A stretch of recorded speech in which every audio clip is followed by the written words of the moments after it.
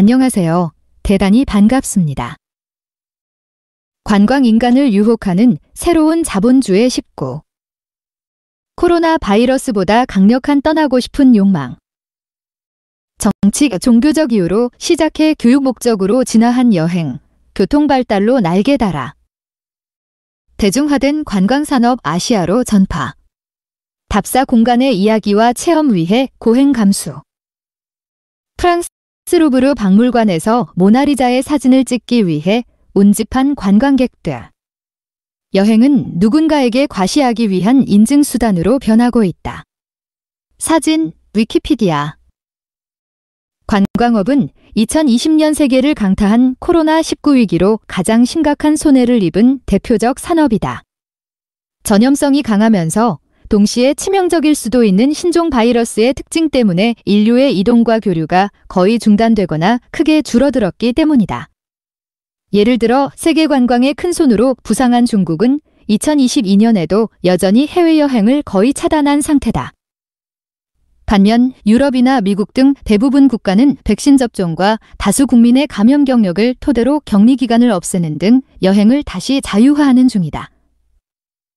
세계관광기구 UNWTO에 따르면 2021년 말 관광업은 코로나19 이전인 2019년 수준의 70% 정도밖에 되지 않는다. 질병과 사람의 이동이 충돌하는 관계가 21세기 세계화 시대의 특징이라고 속단하면 곤란하다. 인간의 이동과 전염병은 태초부터 인류의 발자취를 결정한 동력이었기 때문이다. 흑사병, 콜레라 등의 전염병으로 수많은 사람이 질병으로 숨졌음에도 아시아와 유럽은 끊임없이 교류를 지속해왔다. 인간은 왜 위험을 무릅쓰고 이동하고 교류하게 됐을까? 지배계층의 특권이었던 여행. 독일의 문호 괴테는 이탈리아 여행기를 작품으로 남겼다. 사진 위키피디아. 인류는 원래 꾸준히 이동하는 동물이었고 농경시대로 돌입하면서 정주를 시작했다. 하지만 이동과 활동, 새로운 것에 대한 호기심 등이 유전자에 있는 데다 교류는 항상 커다란 경제적 이익과 문명적 혜택을 가져왔다. 개방적인 집단이나 교류가 활발한 지역에서 경제가 발달하고 문명이 꽃피웠음을 보여주는 인류사가 이를 증명해준다. 게다가 사람의 교류는 예기치 못한 선물도 제공했다. 세균과 질병의 교류가 유라시아 지역의 면역이 강한 인간 집단을 형성시켰다는 제러드 다이아몬드의 이론, 총균세, 이 대표적인 예다. 이런 이유로 병균에 취약했던 아메리카 대륙의 거주민들은 말살되고 유럽인의 지배가 가능했다는 통찰이다. 여행이 발달할 수밖에 없는 근본적인 이유는 호모사피엔스의 본성에서 찾을 수 있다. 인간은 사회적 동물이라서 고립되는 상황을 가장 두려워하고 싫어한다. 실제 말 안 듣는 어린이부터 죄를 지은 어른까지 자유를 제한하는 감금은 흔한 처벌이며 특히 집단에서 고립시키는 독방 감금은 가장 가혹한 벌이다. 코로나 팬데믹 초기부터 환자가 폭발적으로 발생했던 미국이나 유럽은 여러 차례 도시가 봉쇄되는 상황을 맞았다. 외출이 금지되자 사람들은 도시를 떠나 시골로 이동했다. 시골에서는 마당을 이용해 바람과 햇볕을 접할 수 있었으며 매일 산책하기도 수월했기 때문이다. 유럽에서는 부동산의 중심이 도심에서 지방으로 이동할 정도였다. 코로나 위기로 해외여행길이 막히자 사람들은 국내로 발길을 돌렸다. 이는 한국뿐 아니라 전 세계적으로 나타난 보편적인 현상이다. 심지어 동아시아 일부 국가에서는 비행기를 타고 하늘만 한 바퀴 돌아오는 논스톱 비행이라는 초현실적 여행 상품도 등장했다. 여행과 관련한 고전적 이야기는 동서양을 막론하고 사람들의 상상력을 사로잡아왔다. 고대 그리스 호메로스의 오디세이아는 전쟁을 마치고 귀국하는 군대의 길고 험한 여정을 이야기한다. 중국의 서유기 도진리를 찾아 인도에 다녀오는 삼장법사와 손오공의 모험 넘치는 여행 소설이다. 일상을 벗어나 이동하는 영웅의 사연은 문명의 틀을 만드는 데 공헌했다. 현실과 허구가 뒤섞이고 신과 인간이 어울리는 신화적 배경을 넘어 유럽과 동아시아에서는 교류와 여행이 지배계층의 특권처럼 부상했다. 유럽의 왕들은 여러 곳에 성과 궁을 짓고 계절에 따라 이동하며 생활했다. 유럽의 자본가로 성장한 상인계층은 지역을 이동하고 해외에 체류하는 일이 기본적인 조건이었다. 이탈리아 도시국가에서 움튼 유럽의 자본주의는 배를 타고 지중해를 누비면서 출범했고, 네덜란드와 영국은 대서양을 통해 세계 바다를 지배하면서 지구를 통제하기에 이르렀다. 동아시아 문화에서도 지배계층은 중앙집권적 정치제도 속에서 임지를 돌며 생활했다. 일본처럼 봉건제가 발달한 나라에서는 영주가 영지와 수도를 정기적으로 오가며 상업 문화를 발전시켰다. 유럽의 왕족과 귀족이 사냥에 몰두하며 자연을 누볐다면 동아시아의 관료와 지식인들은 여유롭게 산수와 풍류를 즐기는 부류였다. 동아시아에서는 여행과 관광이 비슷한 느낌이다. 굳이 한자를 풀어가며 분석해보면 여행, 려행은 움직임이나 이동의 의미를 담고 있다. 영어의 트리프에 가깝고 프랑스어의 보이아지와 비슷하다. 반면 관광은 빛, 다시 말해 선진 문물을 보는 행위, 더 나아가 느끼고 배우는 행위를 함축한다. 유럽 언어의 투어리즘, 토리점과 통하는 말이다. 실제 유럽 투어리즘의 기원에는 영국 귀족 청년들이 대륙을 돌며 수행했던 그랜드 투어가 있다. 영국이 세계적 강대국으로 부상하던 17세기 영국 귀족들은 자식과 개인 교사가 프랑스, 독일, 이탈리아 등을 함께 여행하도록 했다. 르네상스 이후 유럽 문명의 중심지를 돌면서 문화와 예술을 배우고 익히도록 했던 것이다. 귀족 청년의 그랜드 투어. 1851년 영국 런던의 만국 박람회가 열린 크리스탈 팰리스. 사진 위키피디아. 투어는 한 바퀴 돈다는 의미를 지닌다. 그냥 이동하는 여행과 결이 다르다. 게다가 상업이나 전쟁을 위해 공간을 가로지르는 행위와도 구분된다. 유럽에서 상인들은 오래전부터 육지와 바다를 오갔고, 십자군은 중세에 이미 서남아시아까지 이동해 전쟁을 치르곤 했다. 반면 영국 청년들은 순수한 관찰과 배움, 경험과 고찰을 위한 여유로운 여행을 즐겼다. 프랑스의 데무노 스탠달은 1838년 투어리스트의 회상록 메머즈 디언 투리스트이라는 작품을 통해 문화와 교양을 쌓기 위해 개인적으로 다니는 여행자를 투어리스트라 불렀다. 이후 투어리즘 즉 관광이라는 표현이 점차 일반적인 용어가 됐다. 인류사에는 투어리즘의 사례들이 그 이전에도 존재했다. 유목민은 대개 주어진 영역 내에서 계절에 따라 이동하며 일정 시간이 지나면 같은 곳으로 돌아온다. 종교적 목적으로 여행하고 돌아오는 일도 빈번했다. 모든 이슬람교도에게 권장되는 메카 여행이 대표적이지만 성지 순례는 기독교에서도 자주 관찰할 수 있는 여행의 사례다. 여행의 획기적인 발전을 가져온 요인은 무엇보다도 교통의 발달이다. 특히 19세기 산업혁명이 진행되면서 철도가 전국에 깔렸다. 증기기관 덕분에 여행의 속도는 빨라지고 가격이 저렴해지면서 귀족이나 부자들만이 누렸던 관광의 특권이 점차 대중화, 민주화의 길을 걷게 됐다. 대중적 관광의 발전은 현대 자본주의의 본고장 영국에서 시작됐다. 18세기 귀족 청년들이 큰돈을 들여 유럽 대륙을 여행할 때 부모들은 영국 국내에서 온천이나 해수욕을 즐기곤 했다. 바스, 베스, 브라이턴은 귀족들의 대표적인 휴양도시였고 런던과 이들 도시를 연결하는 유료도로는 영국에서 관리가 가장 잘된 훌륭한 길이었다. 철도가 개설되기 직전인 1835년 런던과 브라이튼 사이의 마차 여행객은 이미 연간 12만 명 정도에 달했다. 일찍이 휴양도시는 바닷바람을 쐬며 산책하려는 사람들로 붐볐던 셈이다. 당시에는 수도 런던에서 불과 80km 남쪽에 있는 해안 도시까지 가는데 무려 6시간이나 걸렸다. 1841년 기차가 개통되고 관광객이 폭발적으로 증가하면서 1862년 부활절에는 하루에 12만 명의 여행객이 몰려왔다. 여행 시간은 2시간으로 줄었고 12실링이던 마차 가격은 기차 요금 3실링으로 대폭 싸졌기 때문이다. 19세기 영국의 철도 회사들은 대중을 현혹하기 위해 별의별 아이디어를 다 쏟아냈다. 맨체스터와 리버풀 사이에는 세계 최초의 여객기차 노선이 운영됐는데 바자회에 참여하는 사람들에게 특별 할인된 기차표를 팔곤 했다. 웨일스 지역에서는 사형 집행 구경을 위한 기차 여행도 있었는데 관광객을 위해 형장을 아예 기차역에 설치했다고 한다. 철도가 가져온 사회적 변화. 이슬람교도의 의무인 사우디아라비아의 메카, 메디나 순례는 종교적 여행에 해당한다. 사진, 위키피디아.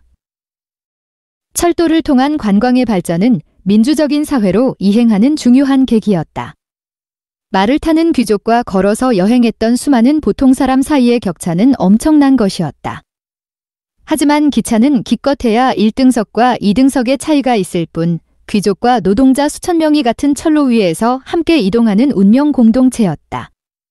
부를 과시하고 싶던 귀족은 말과 마부를 싣고 기차로 이동한 다음 목적지에서 다시 개인용 말과 마차를 타곤 했다. 마세라티 자동차를 비행기에 싣고 해외여행을 떠나는 셈이다. 자본주의와 관광의 만남을 상징하는 인물은 토머스 쿡, 1820에서 1890이다. 놀랍게도 쿡을 사업으로 이끈 것은 종교적 신념이었다. 독실한 침례교도였던 그는 어느 날 기차를 타고 가면서 이 획기적인 교통수단을 금주 사업에 동원하면 좋겠다는 아이디어를 얻었다. 1841년 100여 명의 손님을 모집해 단돈 1실링이면 왕복 기차 여행을 하면서 금주를 위한 피크닉에 참여할 수 있는 티켓을 팔았고 대성공을 거뒀다. 고객의 교통과 식사를 동시에 해결해주는 패키지 여행의 발명이었던 셈이다. 쿡의 혁신적 사업 아이디어는 1851년 런던 크리스탈 팰리스에서 열린 만국 박람회를 계기로 전국적인 명성을 얻었다. 이때는 숙박까지 해결된 덕분에 무려 16만 명이나 되는 지방 관광객들이 쿡의 회사를 통해 런던 박람회를 구경할 수 있었다. 영국 국내에서 시작한 대규모 패키지 여행은 점차 해외까지 범위를 넓혀갔다. 영국의 만국 박람회에 이어 파리에서 열리는 만국 박람회는 영국인의 해외여행 보편화에 크게 작용했다. 토머스 쿡은 최고급 호텔을 선정해 음식이 영국인의 입맛에 맞도록 관리하는 등 세밀한 부분까지 신경을 썼다. 1867년 파리 만국 박람회 때는 한 해 2만 명의 고객을 책임질 정도로 사업을 키웠고 1878년에는 그 수가 7만을 넘었다. 구매력을 가진 상류층에서 시작한 해외여행이 점차 대중으로 확산하는 과정이다. 물론 이 많은 관광객을 수용하기 위해 파리 공터에 임시 건물을 지어 숙박하도록 했다. 영국에서 철도와 만국 박람회를 통해 인기를 끌기 시작한 관광산업은 증기 여객선이나 버스, 항공기 등 새로운 교통수단이 등장할 때마다 매번 비슷한 방식으로 더 많은 사람을 더 멀리까지 여행하도록 만드는 기회를 제공했다. 1960년대부터 일본을 선두로 한국, 중국 등이 점차 세계 여행의 주요 고객으로 떠올랐다. 대륙을 횡단하는 항공 루트가 개발되면서 장거리 여행이 수월해졌기 때문이다. 깃발을 들고 루브르 박물관을 휘젓고 다니는 동양인 단체 관광객은 익숙한 광경이 됐고 동아시아의 집단주의니 뭐니 해석도 분분하다. 하지만 이는 단지 매우 경제적인 해외여행의 방식일 뿐이고 유럽의 관광산업도 19세기 중반 비슷한 양상으로 시작했다. 관광산업의 세계화. 이탈리아 로마에 가면 트레비 분수를 방문하는 것이 당연한 공식처럼 여겨지는 세상이다. 사진, 위키피디아. 대중적 여행산업은 발전을 거듭해 21세기 해외여행은 많은 지구인의 일상이 됐다. 2012년 해외 여행객 수가 상징적으로 10억 명을 돌파했다. 당연히 이 엄청난 인구가 일시적으로 이동하는 데 필요한 교통, 숙소, 식사 등 기본적인 요소를 해결하는 사업이 번창했다. 물론 가장 중요한 요소는 볼거리다. 초기 사형 집행이나 만국 박람회가 잘 보여주듯 사람들의 호기심을 끌고 지갑을 열도록 만드는 행사나 관광자원을 개발하는 일에 국가적 경쟁이 일어나기 시작했다. 월드 엑스포나 올림픽 게임, 월드컵은 세계인의 행사가 됐고 다양한 분야의 축제가 세계적으로 관광객을 유혹한다. 일시적인 축제나 행사 차원을 넘어 관광 자원을 개발해 장기적인 산업으로 발전시키려는 노력이 지구적 유행이다. 대표적으로 박물관 설립이 그렇다. 2010년 통계에 따르면 미국은 17,500여 개의 박물관을 보유하고 있다. 독일 6,300개, 일본 5,700개, 중국 3,900개 등이 그 뒤를 잇고 있다. 지금은 중국이 일본이나 독일을 따라잡았을 가능성이 높다. 영국의 계목걸이, 박물관부터 인도의 화장실, 스페인의 장례마차나 미국의 탄 음식, 번트푸드, 박물관까지 세계 각지에서 관광객 유치를 위한 기발한 아이디어들이 넘쳐난다. 영국에서 처음으로 근대적 관광산업이 부상할 때부터 여행은 계급적 성격이 강하게 드러나는 분야였다.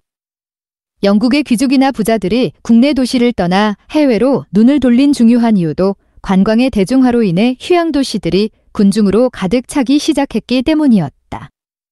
이들은 스위스 알프스 산맥이나 프랑스 남부의 해변으로 멀리 떠나갔고 덕분에 스위스의 다보스나 인터라켄, 프랑스의 니스 등이 국제관광의 중심으로 떠올랐다. 프랑스의 사회학자 리크 볼탄스키와 아르노 에케르는 풍요, 일리키스먼트라는 저서를 통해 자본주의의 변화에 주목했다. 자본주의는 상당히 오랜 기간 대량 생산과 소비라는 방식으로 발전을 거듭해왔으나 풍요사회에 돌입하면서 새로운 논리를 개발했다는 주장이다. 완전 자본주의 캐퍼털리즘메인티그를 논리의 핵심은 부가 축적되면서 나타나는 풍요가 다시 부를 낳는다는 점이다. 초기 자본주의 시대에는 새 것이 헌 것보다 비싸다. 하지만 풍요로운 완전 자본주의에서는 오래된 것이 새 것보다 소중하고 비싼 경우가 빈번하다. 새로 지은 전원주택을 구경 오는 것은 친구들 뿐이지만 100년 넘은 고택은 관광 자원이 되고 1000년이 되었으면 유네스코 유산 목록에 등재를 시도해볼 만하다. 19세기에 지어진 멋진 성보다 2000년 전 유적의 작은 돌기둥이 더 소중하게 여겨지는 논리다. 기능성을 중시하던 초기 자본주의가 발전하면서 문화적이고 역사적 의미를 따지는 풍요의 자본주의로 이행한다는 설명이다. 관광자원에는 이런 논리가 가장 뚜렷하게 적용된다. 두바이의 최첨단 건물과 아부다비의 박물관보다 파리의 역사적 문화유산을 선호하는 이유라 할 수 있다. 심지어 자연조차 남아메리카의 안데스보다는 유럽의 알프스를 구경하고 싶어 한다.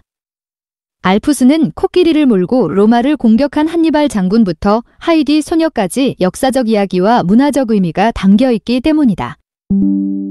자본주의 경쟁에서 후발주자는 막강한 이점을 누린다. 저렴한 노동력과 최첨단 설비를 동원해 값싼 상품을 대량 생산하는데 매우 유리하기 때문이다.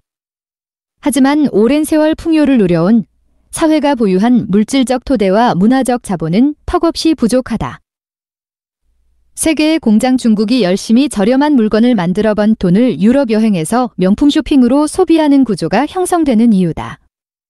명품이 담고 있는 명성과 문화적 가치는 단기간에 만들어지는 것이 아니기 때문이다. 자본주의 문명사회에서 살아가는 현대인의 삶은 일과 여가로 분명하게 나뉜다. 여기서도 초기 자본주의와 성숙한 자본주의의 차이를 발견할 수 있다. 정근대 사회에서는 일과 여가가 뒤섞여 있었다. 농촌이건 도시의 작업장이건 일하면서 농담도 하고 새참도 즐기며 술도 한두 잔 마셨다. 하지만 근대 자본주의에서는 테일러리즘이나 포디즘 등의 이름으로 노동과 휴식의 확실한 구분이 도입됐다. 풍요는 다시 불을 낳고 초기 자본주의에서 휴식은 노동을 위한 재생의 시간, 즉 레크리에이션의 시간이었다. 공장에서 종일 근무하기 위해 밤잠을 자고 에너지를 보충한다는 식의 사고방식이었다. 그러나 자본주의가 발전하면서 관광을 포함한 레저의 개념이 서서히 움텄다. 휴식은 일하기 전에 쉬는 시간이 아니라 여유를 즐기고 개성에 따라 취미 생활을 하는 기회라는 의식이 퍼지기 시작했다는 뜻이다. 선진국을 기점으로 휴일이나 유급 휴가는 19세기부터 점차 늘어났고 노동시간은 꾸준히 줄어들었다. 이제 성숙한 선진 자본주의에서는 노동을 위한 휴식이 아니라 레저를 위한 노동으로 우선순위가 뒤바뀌었다. 요즘 한국에서 유행하는 워라밸, 워크라이프 밸런스, 일과 삶의 균형, 또 노동 중심의 초기 자본주의에서 풍요의 자본주의로 넘어가는 과도기적 현상일 것이다. 다만 자본주의의 힘은 너무나도 강력해서 레저도 노동이나 생산과 유사한 원칙의 지배를 받는다. 특히 여행이나 관광의 영역에서 이런 경향은 뚜렷하다. 예를 들어 여행은 정확하게 목적과 수단으로 나뉜다. 목적은 도달해야 하는 장소이자 경험해야 하는 순간이다. 인도에 가면 타지마할을 봐야 하고 베이징에서는 자금성을 빠뜨릴 수 없다. 석양이 지는 발리의 해변을 산책하고 사라져버릴 도시 베네치아에서 카푸치노를 마셔야 한다. 현대 사회가 공장이나 사무실에서 매뉴얼로 행동 지침을 제공하듯 여행을 떠나는 사람들은 모두 한 손에는 여행 가이드북, 다른 손에는 카메라나 스마트폰을 들고 정해진 장소에서 추억 생산하기에 바쁘다.